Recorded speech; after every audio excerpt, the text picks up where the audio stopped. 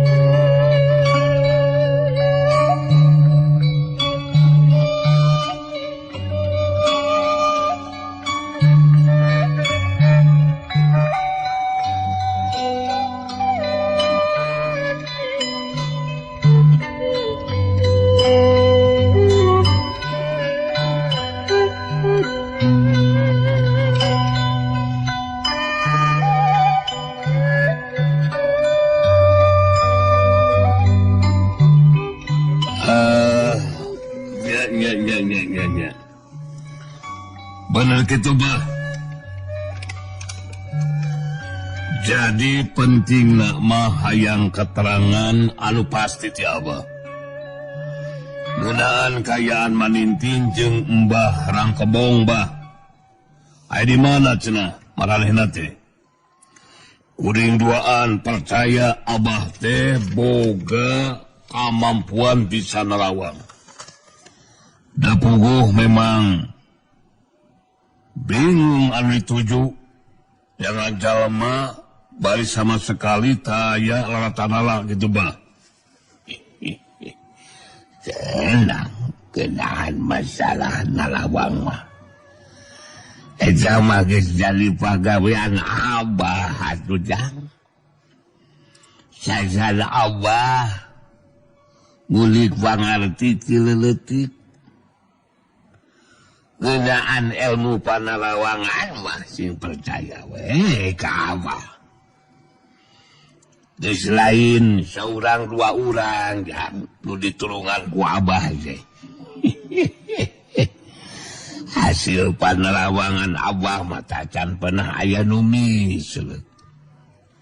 Sakudu datang ka dieu minta tulung ka Abah mah pada ngarasa suka jeung sugem mah hatena. Sabab panerangan Abah teranyalahan gitu jang.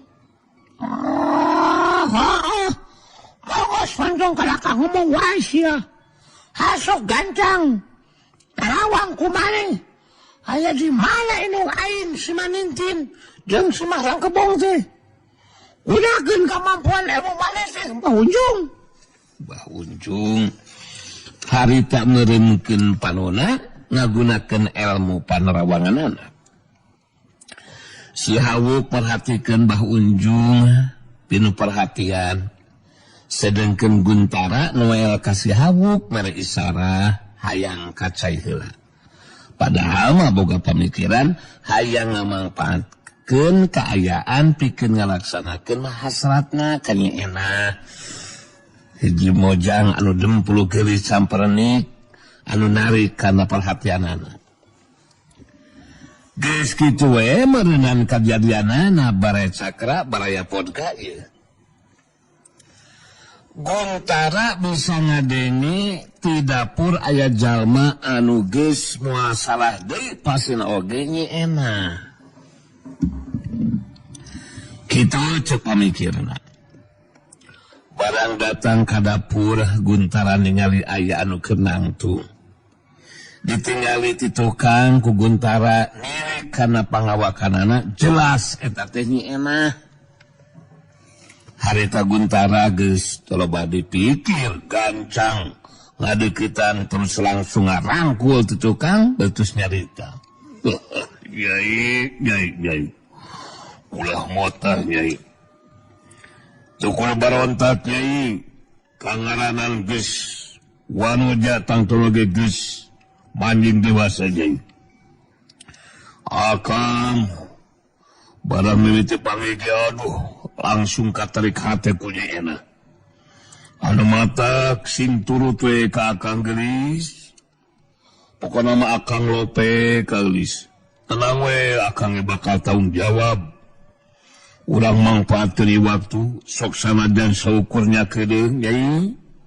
Akang teu kuat Nyai. Aduh, ku kagelisan Nyai, ku donto ku dempokna Nyai. Harita nu dirangkul ti tukang teh jadi kageteun.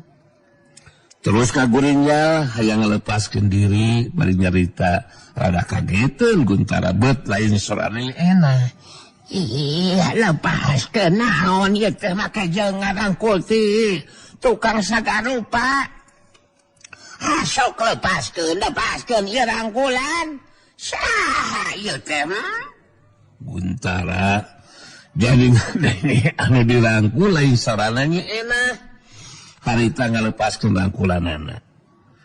Nu dirangkul ngabalikeun badanna ka tukang. Guntara anu jadi kagetan sabab awewe nu dirangkul teh tetela geus kolot da puguh bibina nya enah anu dalah diuji. Barang nyari nu ngalangkul ti tukang teh lalaki ngora ujung gagah sembada.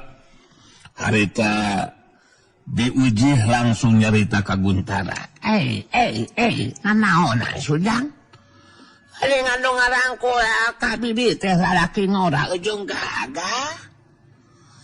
Sudah berkalakas itu kang rangkulna sok rangkul deui please deh rangkul deui sok morek barontak aya nama kumaha we tulung teu nulung ka sasama mah sok lain tadi teh ngarangkul sok rangkul deui bibi mah moal itu ngasok pogu geus heula bibi teh rarandaan aya lalaki ngora jeung gagah anu ngarangkul dihuapkeun ku bibi mah asa ku kabenaran lain ngajakan nyakedeung teh teh ya. Guntara ulur-uluran ka tukang baritus nyarita keula noh ari nyeuna ka mana kitu. Ini telah si Nyai mah ngalongok dulur anu gering kanai atuh nu aya we. Nanti wengi enak mah bibi oge oke. Nah, teuing da mah burung di radenan ku bibi mah. Yang geus we atuh jeung bibi yang nyambi uji yang geus kolot bibi demplok denok mah makalekeun ku budak ngora. Heuh sakali deui buku bibi teh geus lila ngarep-ngarep dipaksa ku lalaki. Hayang ditandasa ku lalaki anu ngora keneh ujung gagah. Sok ujang tong lilakeun. Sok rangkul deui please rangkul deui. Sing percaya mah barontak bibi mah nya dak digulanggapeun ku kumaha ge please nya. Lain kala ka unur-unuran kitu ujang. Bibi hayang aya tuluyna. Gancang rangkul rangkul bibi ujang moal hitungan mah jadi masalah jeung bibi sok. Oke diolehkeun ku bibi. Guntara gurang balik deui ka tempat khususna Bah Unjung.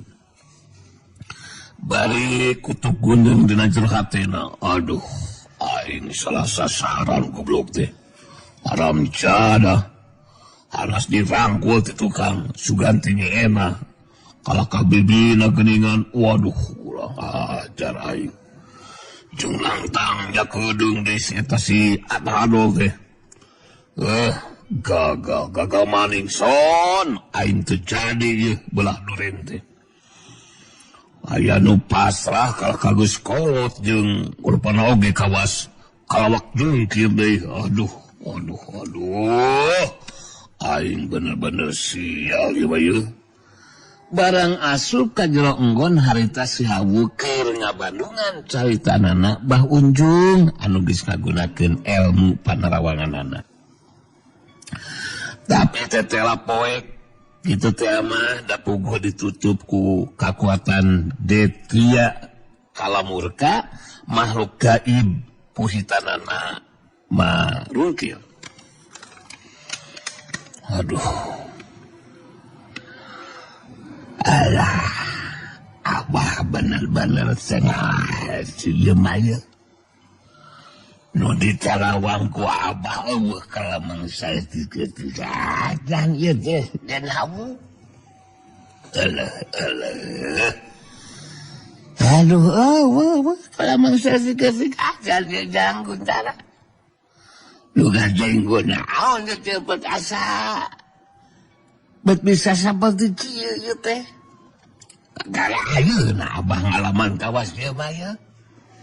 Ngadenge carita anti abah Unjung anu seperti kitu si Hawuk jadi amakeun. Mana masih sigana tuh warid. Narawangna sia goblok. Udah ngajar. Waktu itu nyebutkan poek segala lupa. Asok Tarawang deui anu balen sia Abah Unjung. Sigi pocaran gua aing. Mun maneh tepikeun katu bisa maneh katerang anu pasti rasakeun sakibat. Asok sia gancang Tarawang deui aing. Abah Unjung jadi sieun ku ancaman si Hawuk. Harita terus ngagunakeun deui ilmu panarawanganana pikeun anu kadua kalina. Tapi nu kadua kalian ge masih kene angel terobah.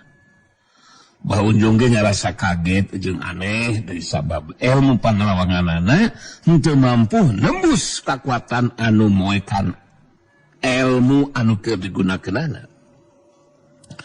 Abah Unjung nyarita deui di barengan ku rasa kasieun ningali si Hawuk nyangereng jeung ngabuleng teh.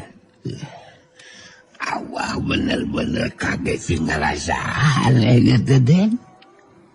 Oke gangguin dala, ya Allah. Semua kali ngagunakeun ilmu panarawanganana.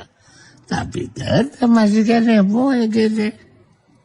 Anu moe gede teu bisa katembus ku kakuatan batin abah majang Den. Ulah berkali dia biasanya. Wah, sia. Untung. Nanyakeun ka aing kunaon jadi kawasnya sadarupa sia goblok. Aing masih kene penasaran. Hasok sia Tarawang sakali deui.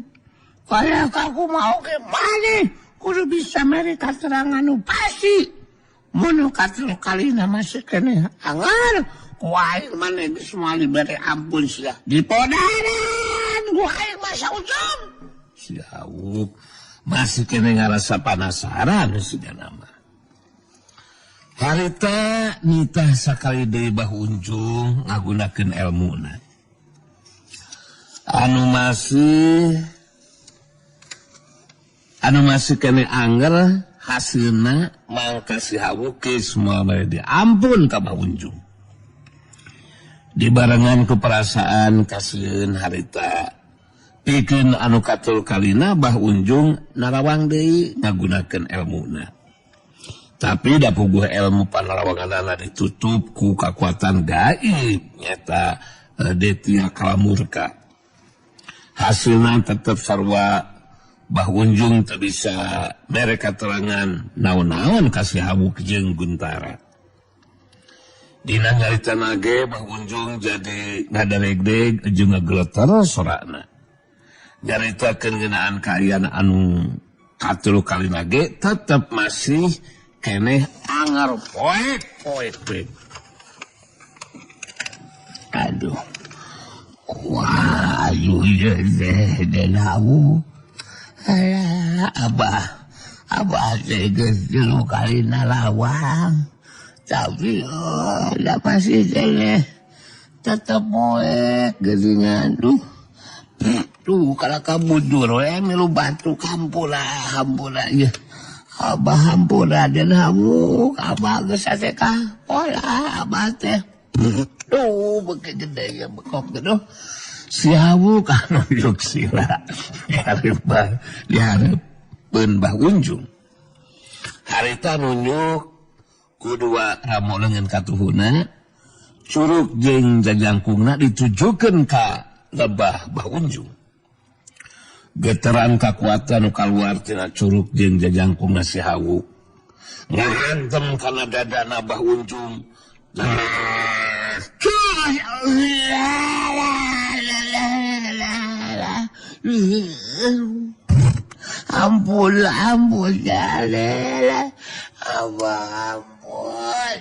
Ampun Den. Bah Unjung ngageronahan ka nyeri, harita langsung ngacungkel rubuh nyangigir dina kayaan sakujur badana tutung musek sabada harita geus teu usik deui. Guntara jadi kagetan oge sabab teu nyangka si Hawuk bakal ngelakukeun tindakan seperti kieu. Nyeunah nu kakarek balik ka imah ngadenge sora Bah Unjung anu ngageronahan ka nyeri, gancang harita muru ka enggon tempat khusus nu dipake ku anu jadi akina. Barang asup ka jero jadi kagetan oge ningali Bah Unjung dina kayaan ngagoler nyangigir sarta sakujur badana tutung. Harita nyeunah bari ngabagikeun panutupna ka si Hawuk jeung Guntara tos nyarita sorana dumareuda. Kunaon Abah? Abah kunaon sih Abah kayaan jadi kieu? Dikumahakeun Abah teh Abah. Abah ieu nyai Abah. Abah kunaon Abah? Si Hawuk cengkat nangtung murang ka nyeunah betus nyarita. Aki maneh umuh kabogus ya koplok. Tuh bisa mereka terangan naon-naon ke aing. Anu matak si Unjung ku aing dibodaran tah. Nyeunah dekuk bari jeung cerika nu jadi akina. Anu geus eueuh nyawaan akina teh. Ningali nyeunah jeung cerikan layon nu jadi akina. Si Hawuk lain kalunyangan tapi kalaka amokeun terus nyarita deui ditujukeun ka nyeunah. Asok ewe sia. Tepikeun kabeak si mata. Aki maneh memang geus modar ku aing. Sakalian maneh ge dipodaran ku aing sia. Guntara nyobaan harita nyarita ka si Hawuk. Tenang heula Den. Tenang heula Den. Cek Mang Sargun mah nyeunah mah ulah tepikeun ka dipaehan Den. Nya. Lain naon Den. Mang Sargun mah kalunya we masih kene wanuja. Keur meujeuhna deui. Eta mah keur meujeuhna palem. Walah. Pulang leuwih ti biasa Cianjur Den. Asina Den Hawuk mah terus bisa nyawang. Pira aku kudu ngalaman nasib kawas akina mah. Kedua masalah nyeunah mah urusan Mang Sargun lah. Umat-umat Den umatnya ulah dipaehan Den Hawuk. Waneh rek ngahalangan kana tindakan aing Sargun goblok. Alakannya tapek si enah keur mojona pelem segala rupa sia goblok. Cabok saku aing. Guntara kalaka dicabok harita ku si Hawuk. Syuk kampleng aduh Den aduh sakit Den. Waduh Den Hawuk sakit naon salah Mang Sargun jatuh. Kurang ajar sia. Kasalahan maneh. Kala karek ngabela kain tuna si Unjung sia. Sargun goblok. Aing mah bisa dihalangan ku sasaha sia. Harita si Hawuk ngalakukeun tindakan anu sarua saperti ka Bah Unjung. Geterang kakuatan anu kaluar tina curug jeung jajangkung leungeun katuhuna ngahantem kana badana nyeunah anu geus ngacungkel rubuh bari ngaceritahan ka nyeri layonna nindihan layon anu jadi akina.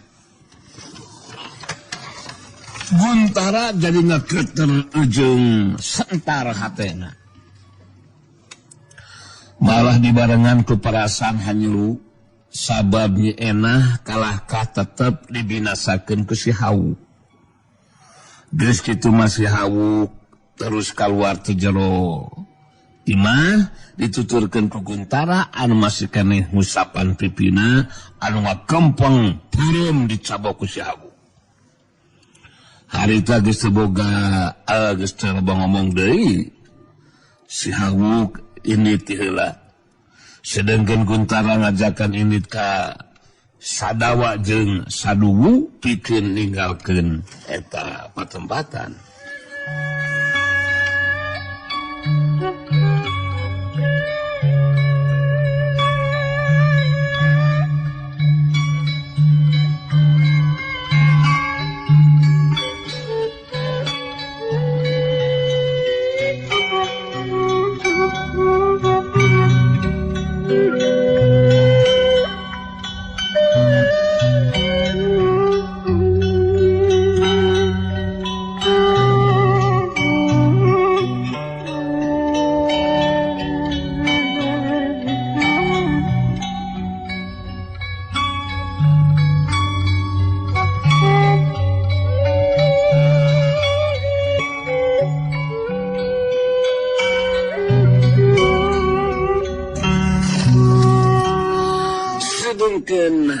Diuji barang ngadenge sora Bah Unjung ngagero nahankan nyeri ge langsung harita bebeja ka pupuh lembur anu imahna memang deket ka imahna Bah Unjung.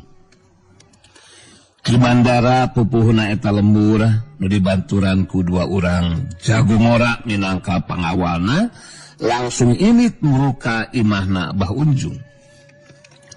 Barang ningali kaayaan Bah Unjung jeung Nyi Enah geus jara dilayon.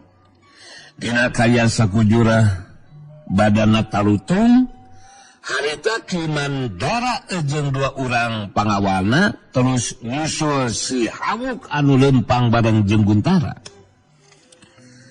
Ditukangeunana nuturkeun Sadawa jeung Saduwu jago kembar Karanganyar. Ki Mandara jeung dua urang pangawalna langsung harita ngadang. Si Hawuk jeung anu sejena ngeureunkeun lengkahna.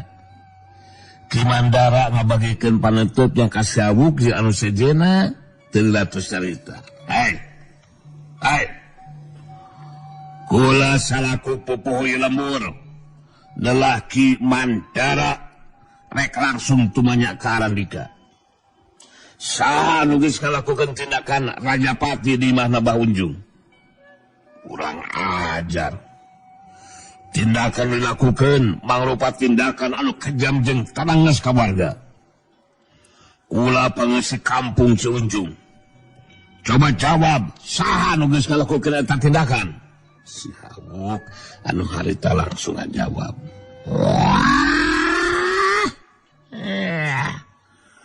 Ya di mana teh pupuhnya lembur anjir. Terus jalan mana Mandaranya?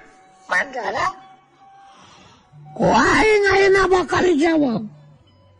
Anu geus ngalakukeun tindakan modern si Bah Unjung jeung incuna teh aing jelemana aing jelemana. Bisi mane hayang nyaho aing den Hawuk anu tiluan deui mah anak buah aing.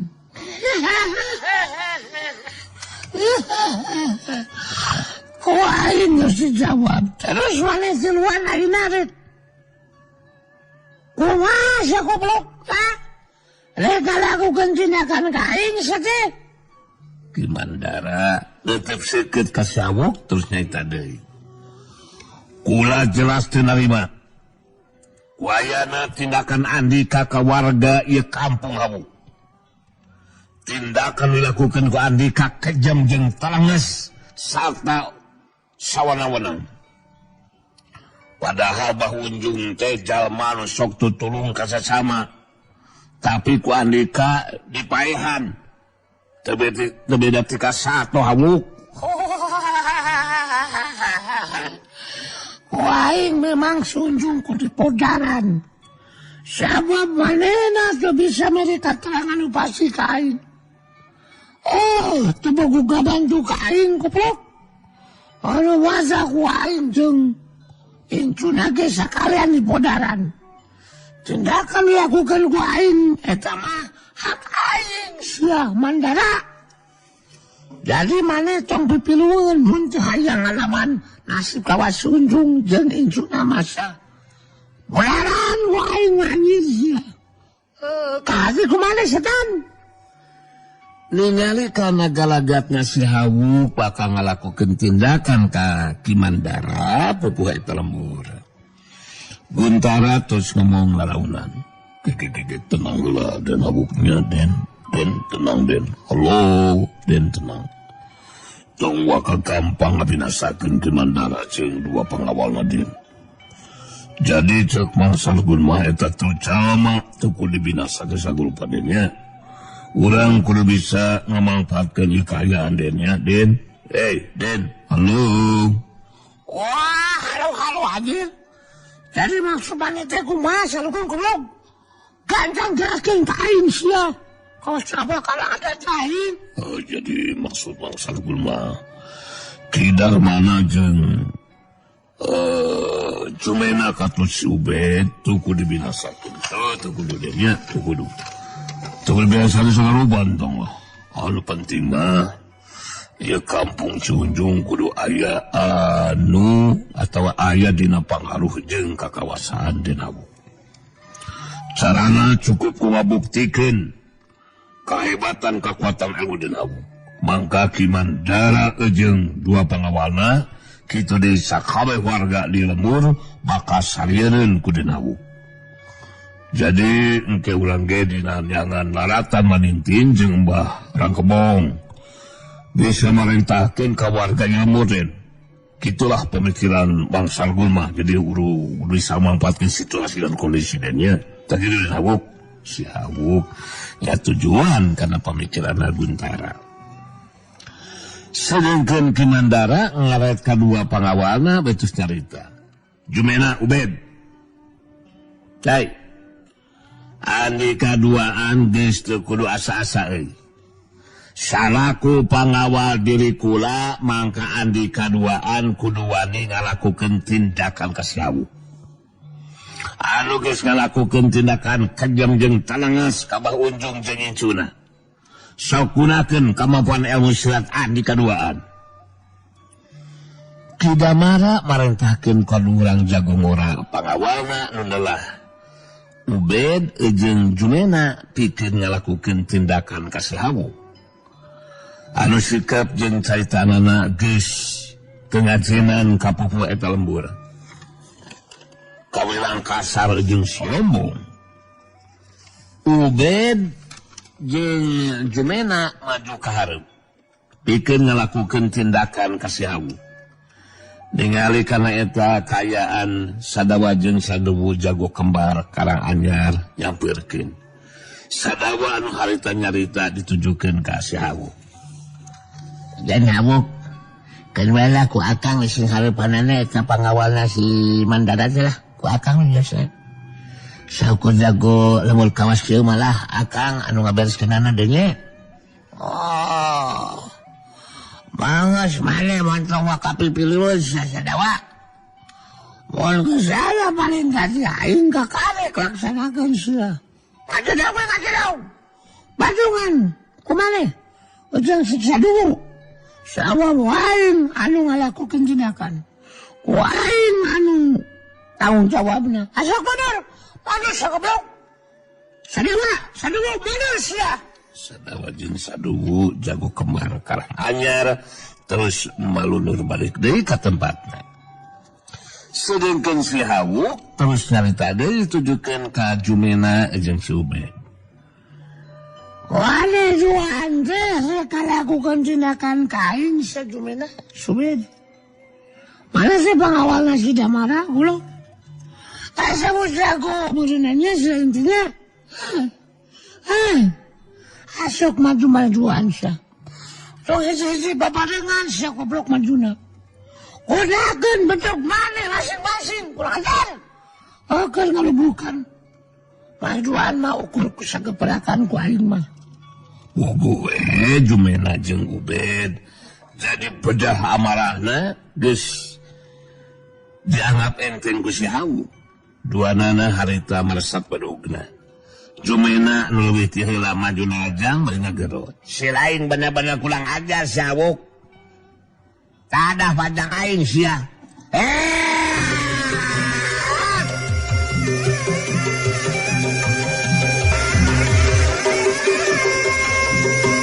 Jurilat.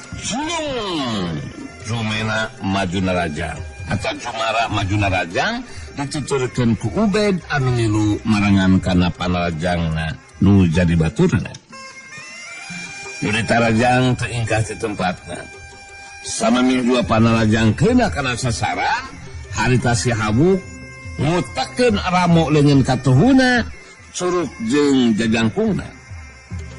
Harita dua urang lawana pada tinggal kaget bainahan kanyeri waktu badana ditemeraku kageteran kakuatan nu kaluar tina curug jeung jajangkung si Hawuk.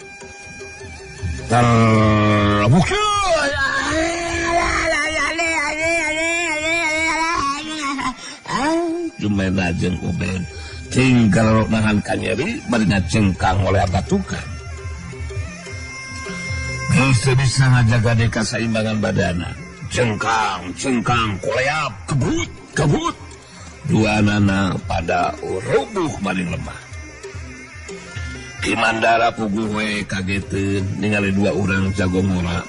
Pangawalna saukur ku sagaprakan geus dirubuhkeun ku si Hawuk. Tapi Kimandara salaku pupu lembur, lain jalma sambarangan. Tapi jago kolot anu kongsi ngalaman makalangan di dunia kajawaraan.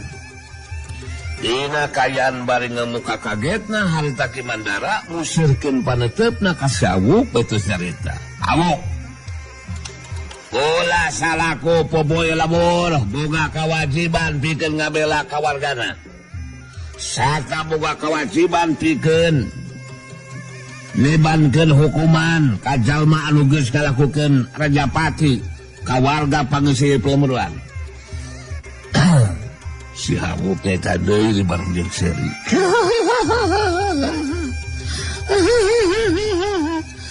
Jadi mana selit jadi ngalakukeun tindakan ka aing Mandara. Ulah lembur goblok. Ngalawanan mangkulu kawaswane mah aing disuguduhin ka di tempat. Kusab gebrakan ge mana bakal dirubuhkeun ku aing Mandara. Aduh mata ngaramani teu panasaran. Udahkeun kumaha terus pamungkas jeung kakuatan tenaga lapisan sia. Rangajar hasuk tajang aing sia. Mandara goblok. Di Mandara ngawangun pasangan dina jurus pamungkasna. Saya gadiri pikeun majuna raja ngagunakeun kakuatan tenaga lapisan sapenuhna. Neuteut sikeut ka si Hawuk tos carita. Panangtang andika bakal cumpunan Hawuk. Rasakeun panajang je.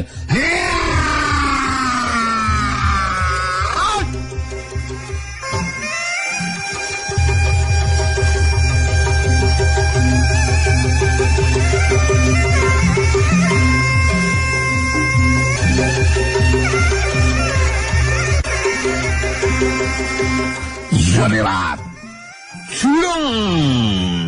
Kimandara maju narajang. Dina kayaan teingkah di tempatna harita si Hawuk. Ngutekeun di ramo leungeun katuhuna, curug jeung jajangkungna ditujukeun ka lebah Kimandara anu keur maju narajang. Kimandara ngagerunahan ka nyeri. Sababadana ditemrag ku getaran kakuatan anu geus teu mampu diimbangan ku kakuatan daya tahan badana.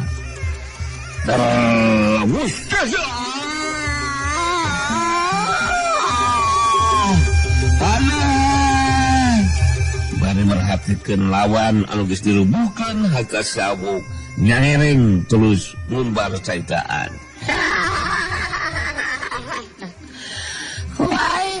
Buktikan sama Mandara goblok. Baru mukul mangkulu kawas wale mah. Saukul ku sageplakan oge ya. langsung sa temannya teh. Kada gablog terus kitu batut jeung kekuatan tenaga lapisan. Ukur sakitu patut wae. Oh nanaunan ku aing mah goblok.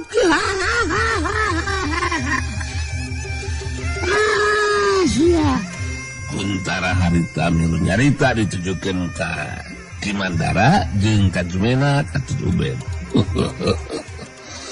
Tindakan dilakukan ku Den Hawu. Rahaja teu ngagunakeun kekuatan panaljang anu sabenerna. Sabab menggunakan kekuatan anu sabenerna mah andi katiluan bisa dipastikan bakal ngalaman nasib anu sarua saperti Bah Unjung jeung Incuna. Aca pinasa dina kayan sakujur badan tutung. Bisi maneh can percaya Den Hawu bakal ngabuktikeun kahebatan kekuatan ilmuna. Badungan ku andi katiluan. Guntara ngararet kasih Hawu balik terus